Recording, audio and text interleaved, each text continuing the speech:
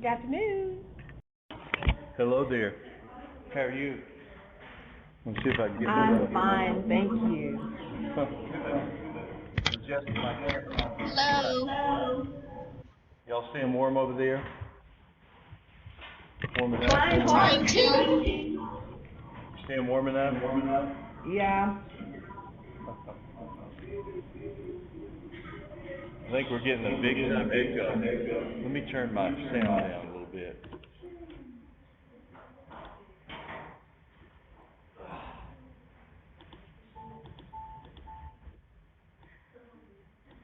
Okay. Maybe that's not too bad. I think sometimes if there's more than one mic open, it loops back through there. Anyway, good to see y'all. Hope everyone's doing well. I think I have, this is Ms. Beth, I think I have one student who wants me to send you a copy of his, what he wrote. Because he Yes, said he sent it to you in email, but Yes. you want, so you can have a copy. Thank you. Yes. Uh-huh. Some were sent where I couldn't read them. They had taken a photo with their phone, different things happening. But I appreciate that very much. Thank you. Uh-huh, you're welcome. All right. Thanks, Jaden. Appreciate this.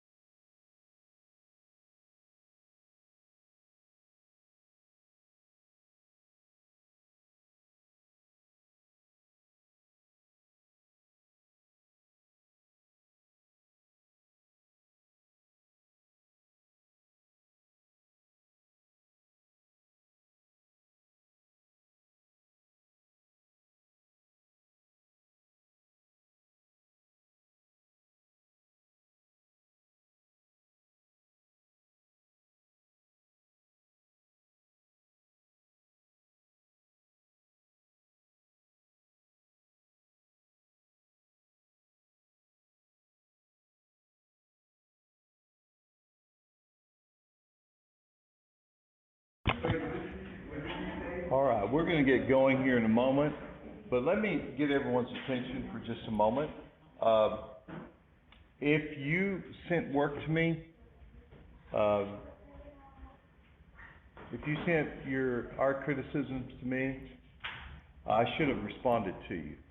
I didn't after 1 o'clock or so this morning, but that's when I quit. I shut things down and I quit responding to anything, or maybe it's a little bit after that. But if you send it late, I'll still accept it. If you haven't sent it, please do. I've not sent notices out about the penalty that's involved with not doing that work, but it's important that you do it. So I've assessed that penalty, and the administration is behind that. So most of it we did in class, right? Or if you missed class, it's on the recording. Yes, ma'am. I was just getting to the recording. How do you get to the recording? Do you have the link that I sent you at the first of the semester? I even like went back through the email. Send me an email on SPC email, Okay. jhope@southplainscollege.edu, and I will send you that link. That's what I wanted to address. I've had more than one student say, I can't find the recording, so I just go to the link that I sent you the first week or so of the semester, and I click on that. It brings up that YouTube site. They're all stored there. We had a problem the other day. Nick had to be gone, and he sent me an email and said, I can't find the recordings for last week. So I went back, and some of the tech support people were out, and so they'd gotten stored in a different place. So we got that rectified during this class the other day.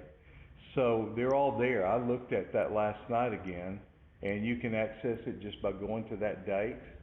Has anyone else had trouble finding them?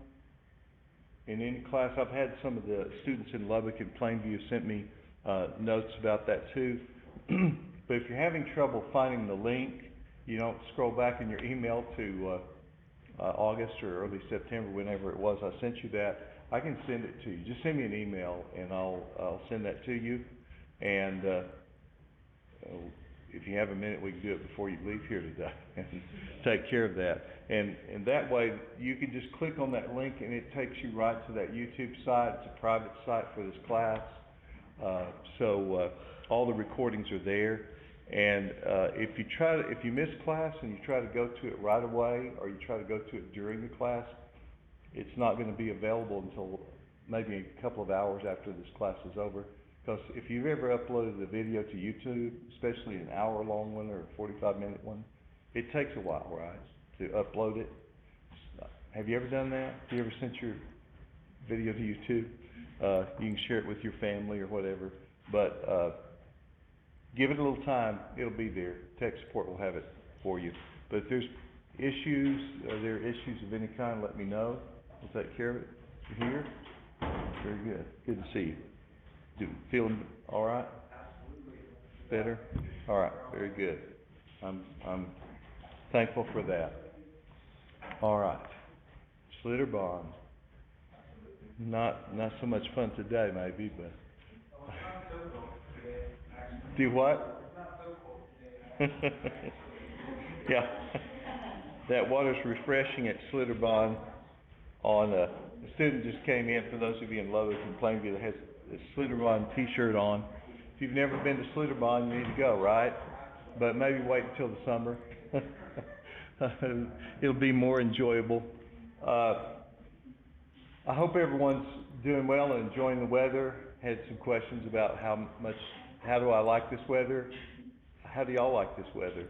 You like it? I love it. I love the color changes. I like it when it's warmer in the day. Even 50 is fine, 60, 70 degrees. And then the cooler nights. Yes, sir? I have an invention for mosaic. You what? I was thinking, what if we made a mosaic and it had like electrical lights inside? Well, it's possible. The question was, could you make a mosaic? This is a student in this class who's seen the mosaic here, seen the whole thing. I haven't revealed it all yet. And some of my friends on Facebook are saying, you're killing us because you haven't shown us the whole thing. I've just shown little bits of it. But if you see it in person, it's better. But the question Leandro asked was, what if you put electric lights behind it? Well, some of the tile are translucent, and we always make sure that we use a white mortar. And the mortar's the same. We'll talk about cement later when we get to architecture, because cement was a game changer for the world, one of the great inventions of the world. And basically, cement that we have today may have some modifiers in it that help lower the temperature of it, but it's basically Portland cement, just like the Romans used. And if you use a white mortar, or it's a cement-based mortar, it helps the light that goes through the tile and reflects back off that white mortar. It helps it be more lively, vibrant. So if you had something on a base where there could be lights behind it, it'd have to be attached in some way. I love the idea. I love the idea of it.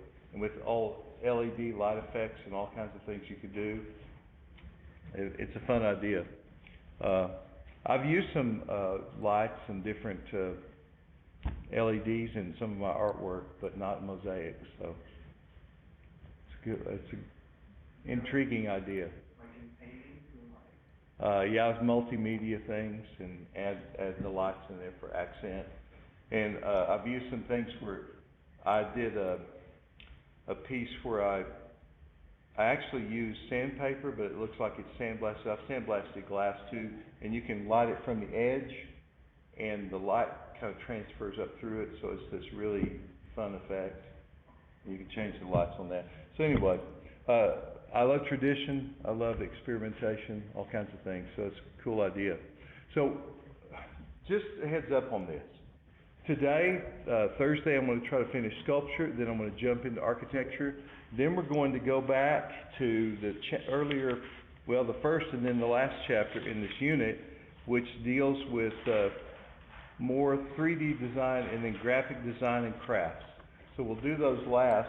I took up sculpture because some of the earliest art that people did was sculpture, but I had a friend post a picture last night on Facebook, and I'll show you this picture later. I already had it in my slides. It's of one of the first known dwellings that man made, besides using a rock shelter or cave or something. And we talked about this idea that architecture really was the first art. Well, it was, because people had to find a place to survive, and they made a place that was not just utilitarian, something that kept them warm in the cold weather, but they adorned it. They made it more attractive aesthetically.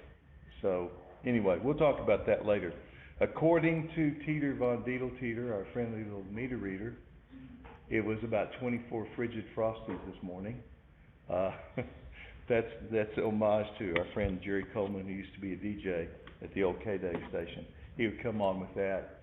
Teeter von Diedelteeter is a little tongue twister, but anyway, 24 degrees is what they said the temperature was this morning. I looked at my plants because I watered everything yesterday to make sure the outdoor plants were kind of insulated and had plenty of water. I didn't see anything that looked frostbitten or anything like that, but you'll see the color start to change when it starts getting those temperatures down there, especially into the freezing range. So it's enjoy the beauty of it and all. But today I'm going to finish sculpture, start architecture. I'll finish that next time on Tuesday. Then I'm going to launch into shorter chapters of crafts and then graphic design. So by this time next week at the end of class, I will give you the review sheet to help augment your notes, and I hope you're taking notes. If you're not, start doing so. And then the following Tuesday we'll take the exam for Unit 3. So let's launch right into this now. Now let me put this slide up here, if I can. There we go. There we go, in full screen.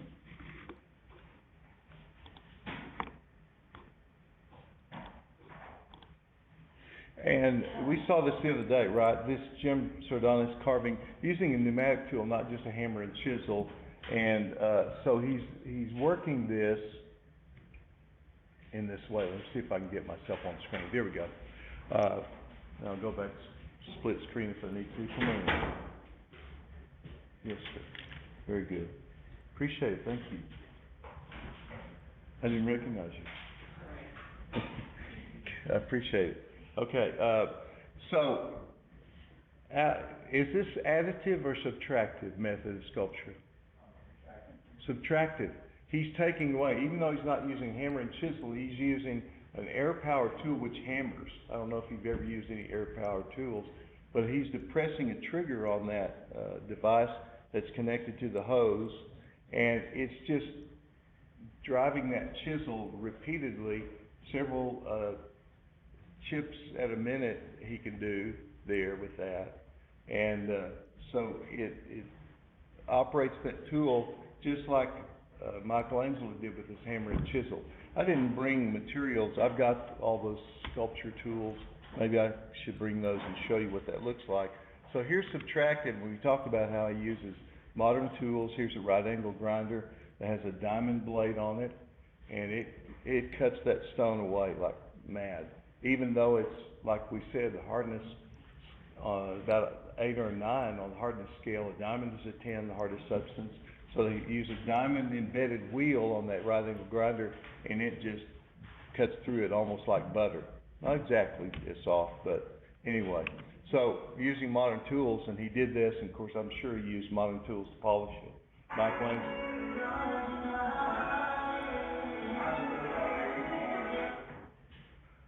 Thank you for that musical interlude. All right. All right. Are y'all in the mood now? Okay. I don't know if y'all can hear that in Plainview and Lubbock, but little glitch there. Yeah. Everybody look at no. Anyway, I won't focus the student cam on you. So Michelangelo did all this by hand, and these amazing large sculptures he did. This guy turns out more sculptures because he has the power tools to do it. And I think he has assistants. Michelangelo had a few assistants, and he usually fired them because they were, he said they were clumsy, which is probably true. Compared to Michelangelo, everybody was clumsy, right? Anyway, let's go on here. Now, when my wife and I got to go, and we'd saved for 30 years to do this, we had put money away with this dream idea of someday going to Europe. And if you've ever seen Rick Steves on PBS, I refer to him. You can go to his website. I'll talk about it later. But he started traveling when he was your age and using a backpack, and he and his friends would work 2 or 3 jobs and save money, and they'd go to Europe. Plane fare is not terrible, and you get a train pass for a week or a month, however long you're there, and you can live as inexpensively as you can here. You can find places, lodging, you can find food that's good and it's inexpensive. So we'd gone to London, and then I'll talk about this later on, but we eventually ended up, after we left France, in the northern part of Italy, and we were going by train on the coast down to Rome. And my wife said, I mean, it was 97 degrees. It was unusually hot for May in Europe that year. It was a heat wave. And my wife said, is that snow? That can't be snow. Those mountains aren't that high. And I said, where are we? And I looked at the map, and then we saw this sign on the train track, and it said Carrara. And I said, that's not snow. This is a marble quarry that's been quarried since the time of the ancient Greeks, nearly 3,000 years. They haven't hardly scratched the surface on these mountains that are made almost entirely of this beautiful white marble called Carrara marble. And my wife said, are you kidding?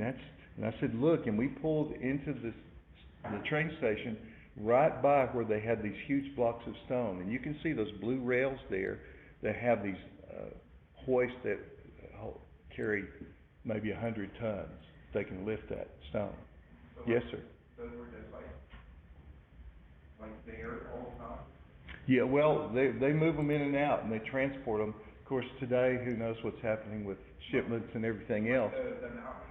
But the mountains have been quarried since the time of the Greeks, before the time of Christ. People realized there was exposed rock there that was this fine-grained marble that they could carve. And Michelangelo went up here with a team of men and ox carts. I can't imagine doing it, because today they have to use these special trucks to get up there, and they have a hairpin road that's like angled like this. It's like one angle up, another angle up, another angle up, and so on. And they have to drive up, and then they have to back up the next incline. And then they drive up the next one and back up the next one. There's no turning, because it's so steep and so sharp. And what you're seeing there in this slide, is a huge area of marble they've exposed, and they use explosives, but they also use diamond cables, and they cut it into blocks. And once they have it exposed, they can cut off those huge blocks you see on the bottom right there. And that's what's loaded onto trucks. Sometimes it's slabs that are put in bathrooms in Lubbock, in Levelland, Texas, and Plainview. You can go to Home Depot and buy some Carrara marble. It's not real cheap, but it's beautiful. It's probably not the same quality that you'd use for a sculpture because it has some veining in it and color, but that's what people like sometimes. And there's different colors, but mainly it's this beautiful white color. But those trucks can handle, I don't know, 25 tons of marble, some of those trucks.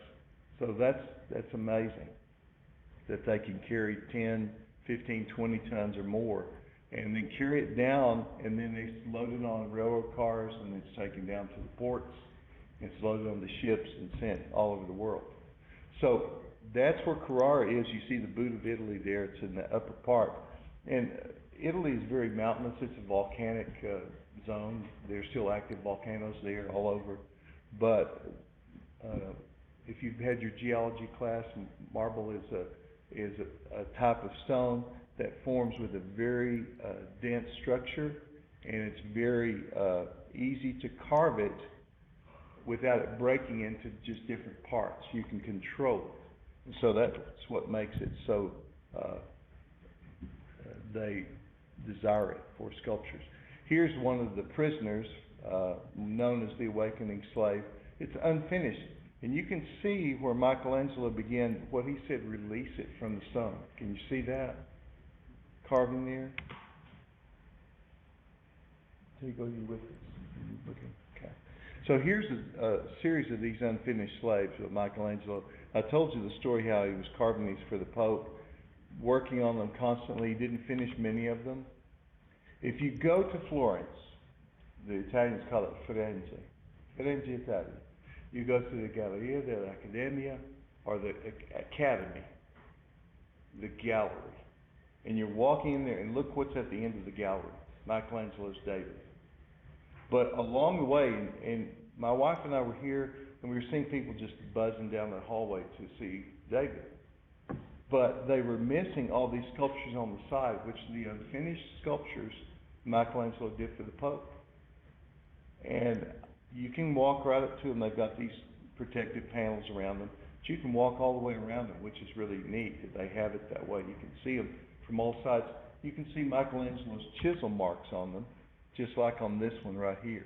You can see how he was carving it and beginning to show the head that's bent backwards there, how some of it he had finished, the figure. It's pretty amazing just to see his work there. That's it in different lighting. Here's another one, the Atlas. Michelangelo said, I felt like I had the weight of the world on my shoulder, and he really kind of did. There's Matthew. And the bearded slave, Michelangelo said, that was me. I was the slave to the Pope. The young slave. Here's the one that is finished, pretty much. It's 7.5 feet tall. It's hard to imagine carving something that large. And remember, he was doing all these sculptures, keeping them going, and he was also doing the Sistine Chapel, trying to get that finished up. So, pretty incredible feat. And you can walk all around this and see it from different sides. And this one, you can see where he attached it there to keep it safe from any breakage. This tall and heavy of a piece. Now if someone asked me what's the greatest sculpture ever done, I would have to say probably David. There are a lot of amazing sculptures, and I'm a big fan of that. I love to do sculpture, but this is 17 feet tall. Now, you look at this and you think, okay, this is David. This is David from the Bible. You know the story, right? David was a shepherd boy. Now, Michelangelo didn't depict him as a boy so much as a heroic figure. And I'll talk about this later, where it was originally placed. Now it's inside a protected gallery. It originally was out in public. And Michelangelo wanted this to be a picture of what God did through David. What's David's story? He was a shepherd boy who brought things to his brothers that were ready to battle, right? Who were they going to battle? Goliath, the giant, who was 7 feet tall, they say. And they were afraid to go. They had armor. David said, if you're afraid to fight him, I'll fight him. And they said, well, here, put on this armor. He said, I don't need that. I have God on my side. He took his sling, and that's what you see over his shoulder there.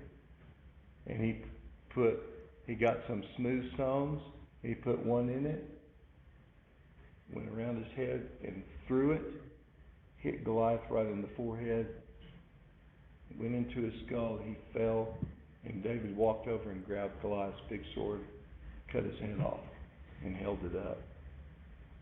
The army that had been taunting them, and they were ready to kill all the Jewish people, they ran. Some say they screamed like little girls, I don't know. They were afraid because their hero was dead, and here was the new hero. So Michelangelo did this, and I'll tell you why it's in Florence, because it was the symbol to the people.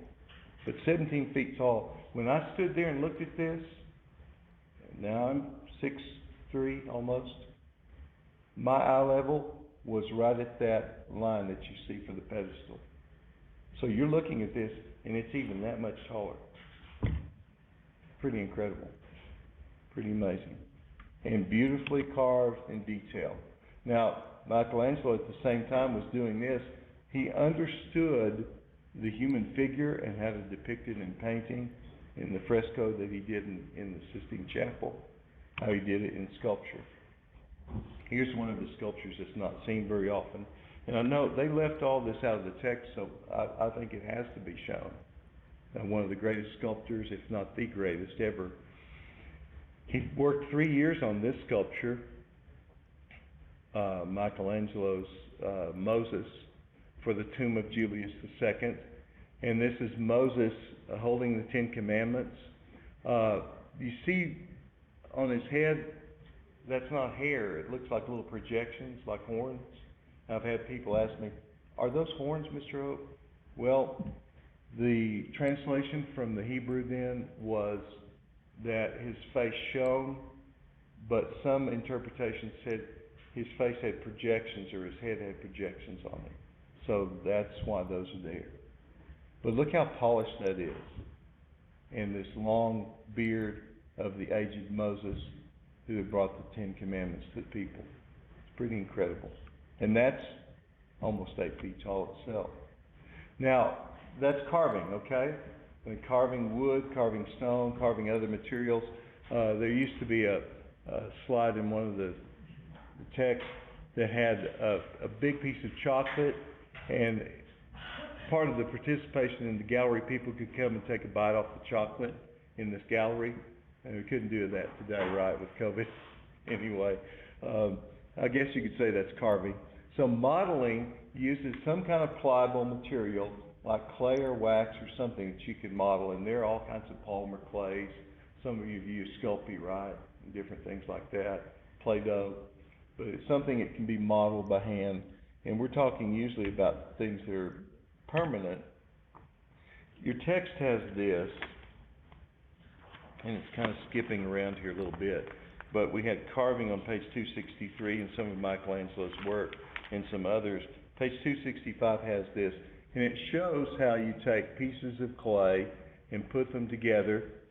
Sometimes you have a metal armature or a wooden armature inside to help give it some body, but here's this artist modeling a dog in clay and using his hands. You can also use tools to do that, metal or wooden tools. Here's the army of that's in the tomb of Emperor Qin Shi Huangdi in China. This is buried with the emperor. And talk about a megalomaniac. He not only made a model of his palace with a moat around it that had mercury in it, and then he had a model, life-size model of all of his soldiers. and the horses and the chariots and everything buried there. Now, those figures were modeled by maybe hundreds, even thousands of artists over a short period of time, 221 to 206 BC. You kind of have to count backwards there.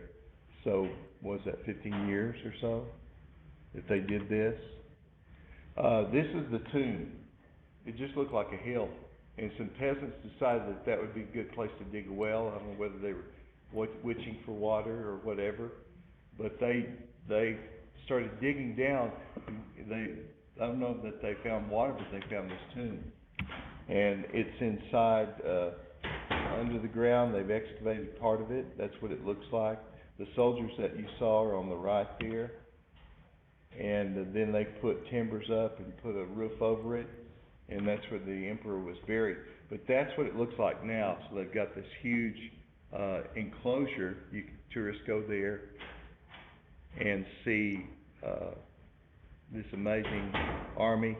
Each one is supposed to be an individual, modeled out of clay, fired in the kiln. How many of you have used clay and fired it in the kiln before? Okay. And so that makes it permanent that way. We'll talk about ceramics a little bit more. But that's what they did with all these. And this is a reconstruction because the parasol and feathers and some things were gone. But the horses were there. They were outfitted with bridles, and they found some of the remnants. Everything had decayed, but the brass buckles and some of the pieces of the wheels and so on. So they reconstructed that. So that was a massive example of modeling, forming this out of clay and then firing it. So this emperor could be accompanied by these soldiers in the afterlife. We'll talk about this later on. This is a coffin or sarcophagus for this man and his wife to be buried in. So even coffins could be modeled out of clay. All kinds of ways of sculpting. And I don't have that slide. It's on page 266 in your text right here. Maybe it'll pop up in a minute. Casting is another method of making sculpture, where you make a mold in some way and you pour usually metal in it. Now, you can cast fiberglass and other materials in a mold, but one of the oldest is bronze. And your text has this illustration on page 267. I'll show you here in a moment. But I have a friend that makes small sculptures and makes jewelry by first making it in wax and then making a mold of it and then melting out the wax. And then once the wax is melted out, what's left is a mold that you can pour metal into. And it can be silver or gold or other materials. And once you have some mold like that, you can duplicate the mold. Now this is what's on page 266, or 7, in your text. Hollow casting technique. So they made a clay head and they're putting rubber on the clay head. Then they're making a rubber mold that's actually reinforced with plaster. That's what that white is. And then it's in two parts so they can take it apart. And then they can put it back together, and that's number 4 there. They're pouring plaster in there, but you could do wax, and then you can make a wax armature, and that's what all those little connections are there, the wax rods, or we call them sprues, and then put an investment around that. And I'll show you this process in a minute. The investment material allows it to be heated up and melt out the wax, and then you can cast it. Step 8 there, that's what they're doing with molten bronze. Remember the bronze, that's why they're wearing those special suits. The bronze is 2,000 degrees Fahrenheit. And then they break off the investment, and there it is. Now, that's how this was done in ancient times. Modified version of this, they didn't have modern materials, but they could cast these pieces like this, bronze and copper cast, and then it had silver adornments and ivory adornments for the eyes. Not many of these exist because many of them were melted down.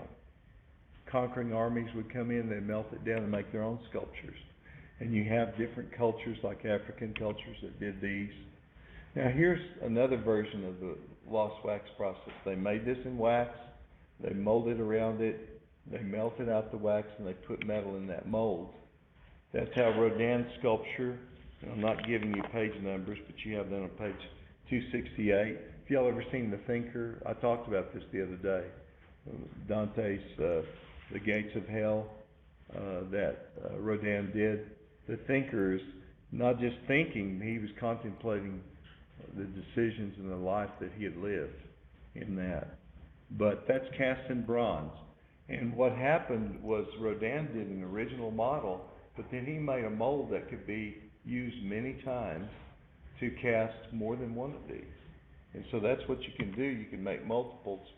There are at least 3, maybe 4, the Burghers of Calais. This one is in the Smithsonian.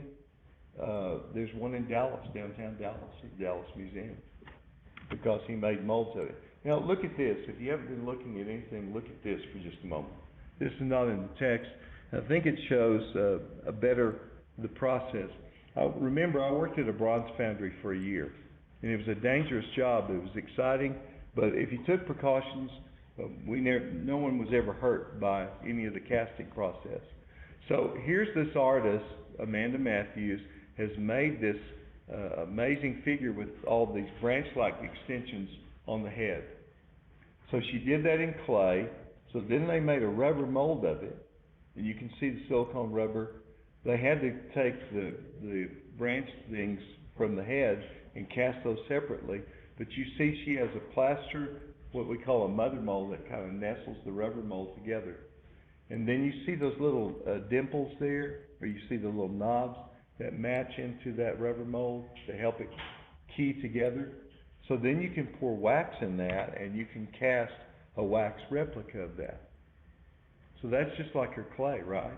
Except the great thing about the wax is then you can put investment material around it and harden it and melt out the wax. Now, if you follow real quickly here, as I go through these, you'll understand this a little better. This shows one of the branches, and they've got a square-shaped cup that the person's holding up there. They're putting in this investment material, which is much like mortar. It's a silica material. You dip it in there, and you see it, you have to hold it and let it drip off there. You do that about 4 or 5 times over a period of as many days. And that over there is the silica sand. But one thing you miss in this is there's a foot-powered device at the bottom, and it shoots air up through it. And so if you tried to push that down into sand, it wouldn't work, right? Y'all been to the beach, right? But if air is shooting up through there, you can push it all the way down inside and give it a coating of that silica sand, and then you let it dry for a day. The next day you come back and give it another coating of investment, or we call it slurry sometimes, and do the sand again. So it builds up a thick coating of this. Now look at this. Here's this invested piece. You can't see the details, can you? But because it's so thick, it allows a good coating that can be burned out. Now they're outside, and you see that grate there that looks like a barbecue grill. Well, there's heat under it, and they've melted out the wax. And that's why sometimes we call this the lost wax process, or the French cire perdu is what some people call it. But you catch the wax if you're smart. We always called ours, we put a big bucket underneath and caught all the wax and reused it. We said we're using the saved wax process, so that wasn't lost. But here they're taking this mold. Now, I have to tell you a disclaimer about this. This is the craziest shot of this casting process, because you would never do this. Now, these guys have safety clothing on, but you always have this in either a big bucket, or you cut down into the ground and have this packed with sand. Because if that investment breaks, that bronze goes wherever it wants to go. So you always have sand packed around it because it can crack. Think of this. They've got probably 90 pounds of molten bronze there. And by the way, I've done this, and you have to trust your partner completely. You have to be of one mind to do this. And so, let's say that bottom part we can't see, they're showing it, I guess, for the sake of the photo, but you pour that bronze in there until it's topped off, and then you let it cool, and then you dig it out of the sand and break that off, and here's what you have. In bronze, what you had in wax, what was the replica of the original clay. Now you see they've worked on it with grinding tools, and then later they'll come back and use a welder with a special bronze rod to heliarc those attachments on there and then give it a colored patina. The patina is just a chemical coloring. It can be brown, it can be green, it can be all kinds of colors. So what do you have then? You have a sculpture that's in bronze, a permanent material from the original clay. And if you made your mold of all those things, you can do 10 of these, you can do 100 of these. So that's why bronze artists, sculptors, have work out everywhere in different galleries, and they can make more money because they don't do just one like they would at carving. Here's Edgar Degas' little dancer, and this is in the museum, I think in, I'm not sure if this is in the Museum of Modern Art. There's one in the Louvre in Paris. I think the Dallas or Houston museums have one of his dancers. Has a real silk ribbon on it, has a little dress. That yellow is a coloring that they put on the bronze, just like the brown that colors the traditional color of the bronze there. And look at this sculpture. Louise Bourgeois was in her 80s when she designed this as a small model. A team of artists created this and cast the bronze. She didn't have anything to do with the actual work, but she designed it. This creeped some people out. Someone said one time, I was showing this, they said, how could someone walk underneath this? I wouldn't even get close to it. My wife doesn't like spiders. There was a piece of dryer lint on the floor the other night. She said, come here quick, bring the fly swatter. I said, it's not a spider, it's just dryer lint, it's okay. But I'll be your hero, all right. Anyway, so here is casting this figure from life. Now this is Dwayne Hanson. And Dwayne Hanson has passed on now, but he would take real models, he would put a special coating like Vaseline on their skin, and then he would put this mold material on there, alginate. It's just a kind of a rubbery substance that's natural from algae, actually. And then he would cast the people, and then he would cast inside that mold a fiberglass type material or polyvinyl material, and then he would actually put real hair in the polyvinyl. That's what he's doing there. He's not doing that to a real person. Put real glasses, real clothes on them, and I've seen them up close and they look like real. He put glass eyes in them. This is his friend who was a house painter. Life-size sculpture of him wearing his painting clothes like he's had an accident here in an art gallery. Pardon? This is a sculpture. This is a photo of the sculpture made out of polyvinyl, colored to be match the man's skin, and even puts the hair on their arms, their eyebrows, glass eyes, everything. Yes. Okay, so the picture you showed us before that one, where you said that makes the hair. Where do they get the hair? Like just People sell their hair. Especially big cities, women, men both cut their hair off and they sell it for wig makers and so on, people that need toupees and so on. So he buys the hair and puts it in there. Now I'm not sure if he's ever had anyone donate their hair from the real person. That would fit. I'm not sure about that. There's Dwayne Hanson's sculpture of himself with his friend who's the model. So that's a real table, real chairs, real clothing, real bottle, and that's a fake sundae she has there. Real bag with the magazines, but that's a sculpture of Dwayne Hanson in polyvinyl and this lady. And I've seen them up close. Now I'll tell you this. I took students to the Museum of New Mexico one time. Jaden, you with us? We had an appointment there to see some of the artwork, so we had to wait on the guide. And I noticed a crowd gathered over to the side, and my student said, "Can we go over and see what that is?" And I said, "That's fine, just go over." And there were two men, when I walked over there were two men in blue workers' uniforms standing with their arms crossed looking at each other. And they looked like twins. And so we watched for a little while, and they were just standing there. This crowd gathered around, and finally one of the men uncrossed his arms and walked over and started talking to everyone. He was the model, the other was a Dwayne Hanson sculpture of him. And we saw them side by side, and they were identical. It was amazing. I'd seen pictures of Dwayne Hanson's work, but here was the real thing. And it's incredible. Dwayne Hanson passed on a few years ago. Here's the work of a New Mexico artist, fellow Texan, raised in El Paso, Luis Jimenez. This is his howl, cast in fiberglass. Now, Luis did this drawing of this wolf who had a thorn in his paw. You remember the fable about that? Anyway, he said, I wanted to do something that showed the agony of this animal. You hear these animals all around me, coyotes and wolves howling. So he said, I wanted to do this. And so he did this sculpture. He did this drawing first, and then he cast this sculpture.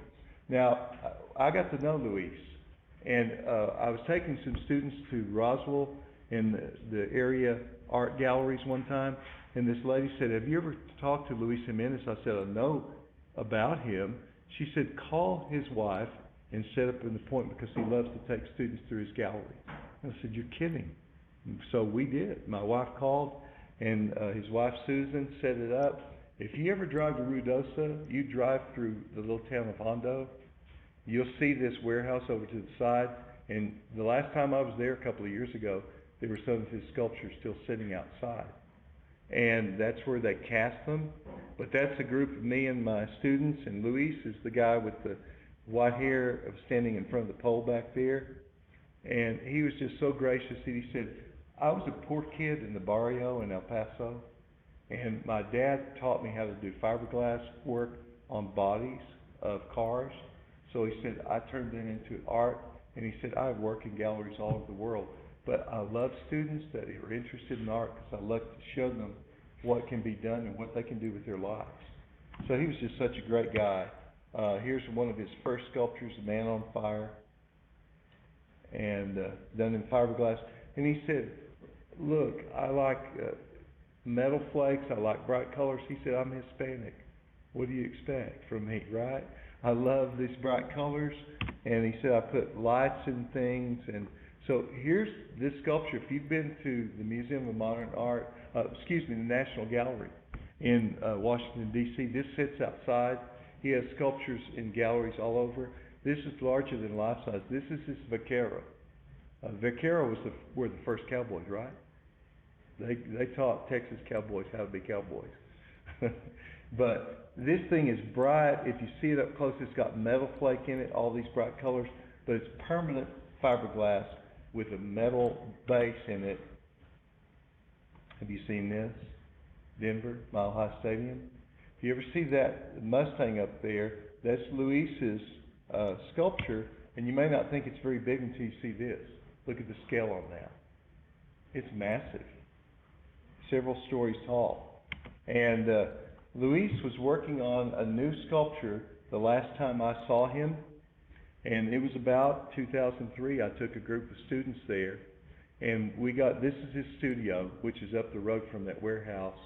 And actually, he had those doors open, and there was a horse tied out there because he was looking at the horse. And I had to tell the students to be careful where you step. You know what I'm talking about? You've been around horses. And so we walked in past that horse. They patted the horse, and we walked in, and we saw this huge sculpture, which was the clay model on a steel framework. He had it held up there. You see the big hoist up there, the beam. He had on his table a skull of a horse, an anatomy book of horse skeleton, and some horse bones. And so he was looking at all that for reference, and you see his finished model there. And so he took us all around, and we were just amazed that he took time from his busy schedule to show us. Now, about a year after this picture was taken, Luis was moving some of this sculpture that was very heavy because it had steel inside of it. He's working to do the fiberglass casting, and one of the cables broke, the big heavy steel cables broke, and it whipped around and it hit him in the thigh. It severed his femoral artery, and before they could get him anywhere, he bled out and he died. And we lost Luis. It's heartbreaking to me still to talk about it. I just cried when I found out about it because he had been so good to us and we'd gotten to know him, and this happened, just a freak accident. But what his friends did, they went to Susan, his wife, and they said, we love Luis so much, and he gave so much to his community and to the world. We want to finish the sculpture. So they got together and they finished the sculpture. And if you've ever flown in or out of the airport at Denver and driven up there, you see this sculpture. And that's a testament to Luis. And it has these bright lights in the eyes, and it has all this metal flake color. It's 3 stories tall. It's amazing. But it has this heavy-duty steel framework in there to make sure that it withstands anything the Denver weather can throw at it. So that's Luis's last sculpture. But casting, right? Casting in that category. Now assemblage, let's go on and talk about that. And I'm not with your text exactly, because I think I'm fleshing out some things on page 268. It talks about assemblage, but that's just what it sounds like, right? It's assembling things. It's putting things together to make a sculpture. The process of bringing those parts together to make a sculpture. It can be simple or it can be complicated.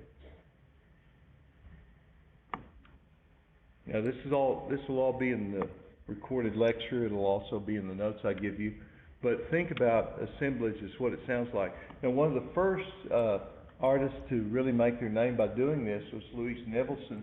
And she was a poor artist in New York City. I'm not sure if she was starving, but she didn't have money for materials. But she said in those days, in the late 40s and early 50s, they didn't have many cardboard boxes, but things were shipped in wooden boxes. And so she said, I will walk down the alley and pick up all these wooden crates. And people said, take them, whatever. Just get them out of here. We're going to have to find someone to throw them away or burn them in an incinerator. So she started getting pieces of furniture, and she would make some of her own pieces. But putting them, you see the boxes there? She would put them in these boxes. She would paint them all one color, sometimes black, sometimes all white, sometimes all gold or red. The Amarillo Art Center has one of her pieces that's gold. It's like amazing. But it's all just assembled pieces. And then she gives them these kind of lofty names like Sky Cathedral. Here's her Royal Tide 1, all painted gold. Just pieces of leftover wooden objects put together, glued together, nailed and screwed together, and then painted one color. So that's assemblage. And then assemblage can also be welded. Here's Hudson River Landscape by David Smith, done in 1951. That was done before I was born. That's really old, right? David Smith was an industrial welder. He welded railroad cars. He did all kinds of things for industry. And he said, there are all these parts sitting around, and I just started experimenting with them, just having fun. And he said, I really call my work poems. So he said, I started taking these things, and it was like the things I saw in the landscape, not literally, but just almost a poetic feeling of it. It's nice, isn't it? Just this open work and these way your eye flows from one piece to the other. But it's assembled by welding. Now, Jeff Koons, this used to be in the text, he did this geotextile fabric and planted seeds and plants in it and let these plants grow.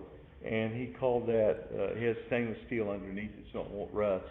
And there's dirt in there in this geotextile fabric.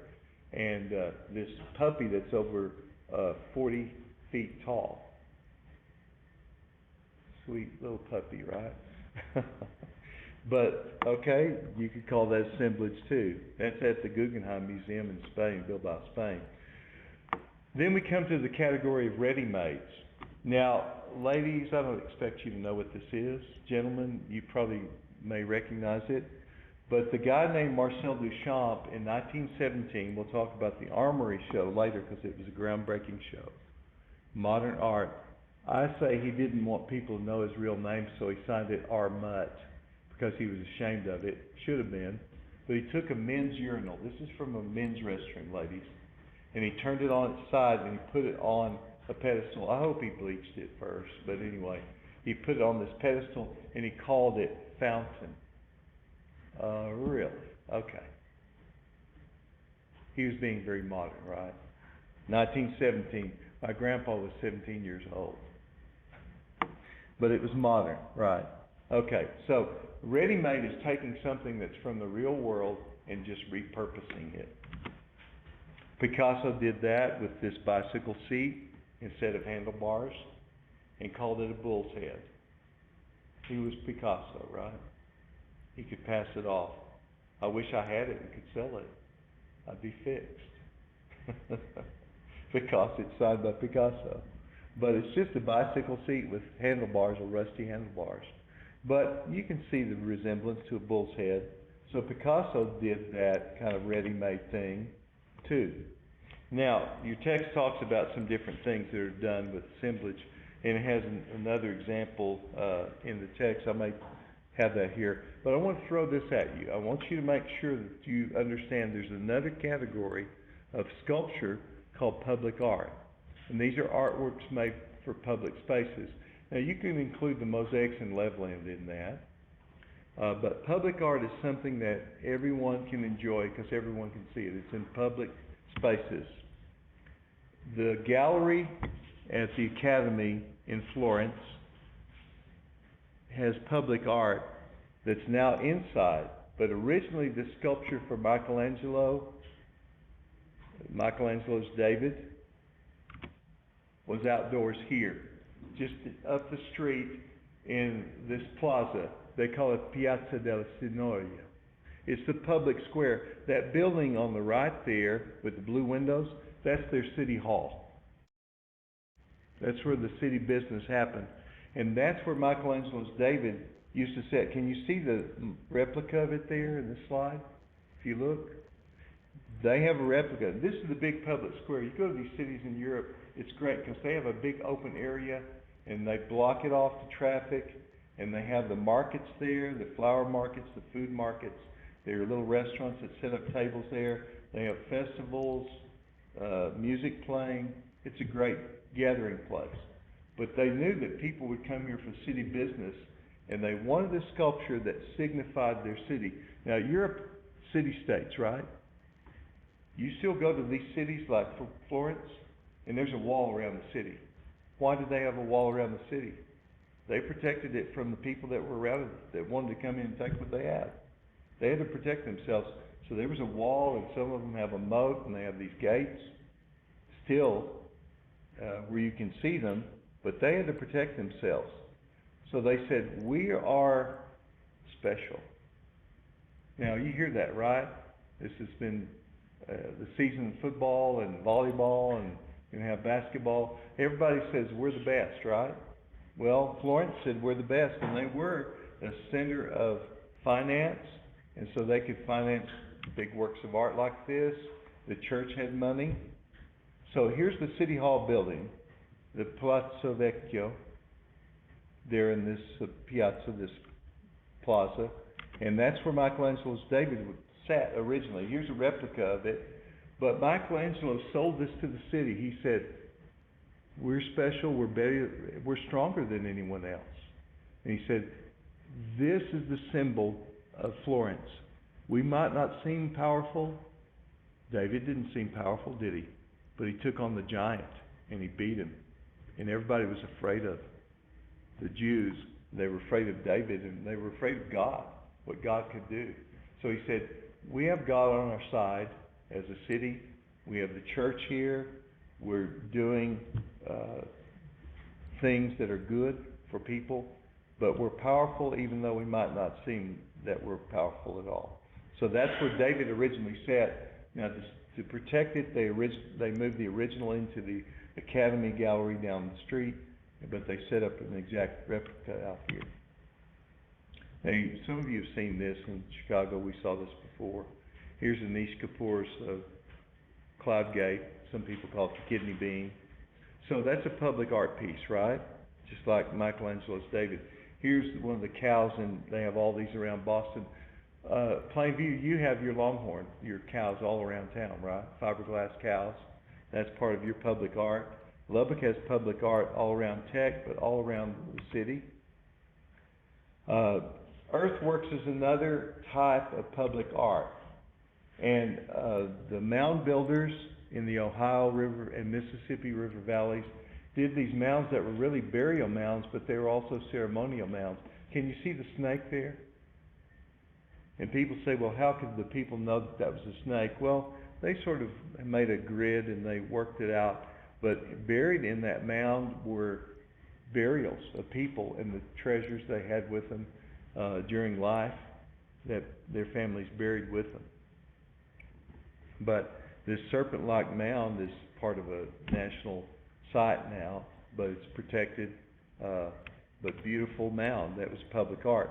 Your text has Robert Smithson there. I've sort of lost my page numbers. I think he's way back there on page 260. Robert Smithson was a sculptor who did things like this spiral jetty. I had a student one time that said they'd flown into Salt Lake City and they'd flown over this.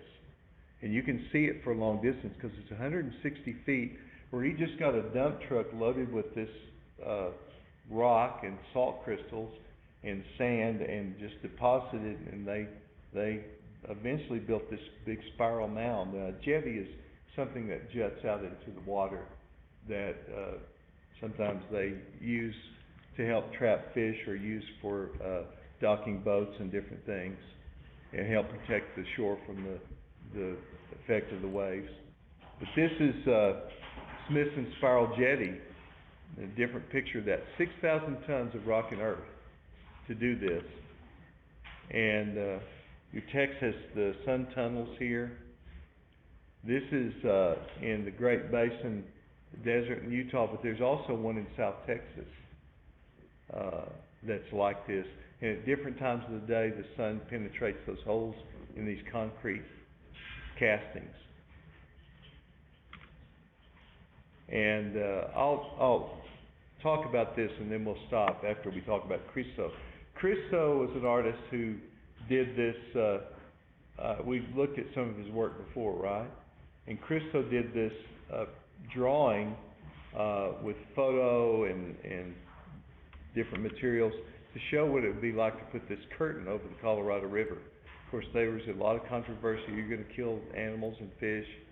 But eventually they did that. They did this running fence in California. Yeah, I haven't shown this in this class, have I? And all the environmentalists were crazy about this, but it showed that they had to do an impact statement. But this is 24.5 miles across the countryside there, 18 feet tall. They had to put up these steel poles in concrete, run cable, and have this fabric there just as an art piece. Temporary, and then it was gone. And they did this thing, Snoopy, and Charlie Brown featured this. Remember when Christo hung the Valley Curtain in Colorado, and I love the running fence in California, and I wonder what he'll do next. And then he comes home and he finds his doghouse wrapped. So Christo wrote to Charles Schulz after this 1978 cartoon, and they became friends. And so when Charles Schulz died a few years ago, the family contacted Christo and said, would you do a doghouse for the Charles Schulz Museum? And he said, I'd be honored to do that. So they built this Snoopy doghouse and wrapped it with fabric just like in the cartoon. So that's in the museum there in California. And Christo did these other things like this fabric around these islands in Miami, Florida.